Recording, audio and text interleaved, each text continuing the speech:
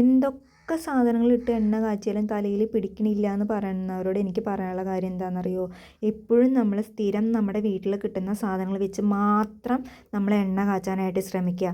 അല്ലെങ്കിലുണ്ടല്ലോ, നമ്മളിപ്പോൾ ഒരു പ്രാവശ്യം ഒരു ഐറ്റം നമുക്ക് കിട്ടിയില്ല, അടുത്ത പ്രാവശ്യം നമ്മൾ ആ ഒരു ഐറ്റം വെച്ച് കാച്ചി, അങ്ങനെ വരുമ്പോഴാണ് നമുക്ക് തലയിൽ പിടിക്കാണ്ട് വരിക.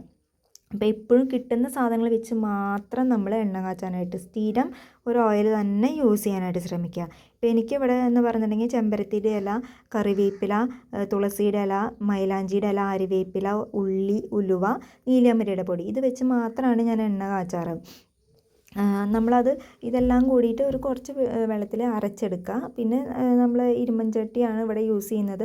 അതിലേക്ക് ആവശ്യത്തിന് വെളിച്ചെണ്ണ ഒഴിച്ചിട്ട് അത് നന്നായി ചൂടാവണം. നല്ല ചൂടായതിന് ശേഷം മാത്രം നമ്മുടെ ഈ കൂട്ട് അതിലേക്ക് ചേർത്ത് നന്നായിട്ട് ഒരു പകുതി മുരിഞ്ഞ് വരുന്ന സമയത്ത് വേണം നമ്മൾ ഉലുവ ചേർക്കാനായിട്ട് കേട്ടോ. ആ ഉലുവ ചേർത്തതിന് ശേഷം ഒരു നന്നായിട്ട് മുരിഞ്ഞ് വരുന്ന സമയത്ത് നമ്മൾ നീലിയമരിയുടെ പൊടി ചേർത്ത് അപ്പോൾ തന്നെ തീ ഓഫ് ചെയ്യണം, അല്ലെങ്കിൽ കരിഞ്ഞു പോവും. എന്നിട്ട് ആ ചൂടോടുക്കനെ തന്നെ നമ്മൾ അരിച്ച് മാറ്റി വയ്ക്കുക. അത് ചൂടാറുന്ന സമയത്ത് നമുക്ക് ഒരു കുപ്പിയിലാക്കി നന്നായിട്ട് അടച്ച് വയ്ക്കുക. എന്നിട്ട് എല്ലാ ഞായറാഴ്ച നമ്മൾ എപ്പോഴൊക്കെയാണോ ഫ്രീ ആവുന്നത് ആ സമയത്ത് കുട്ടികളിലായാലും വലിയവർക്കായാലും തലയിൽ നന്നായിട്ട് തേച്ച് പിടിപ്പിച്ച്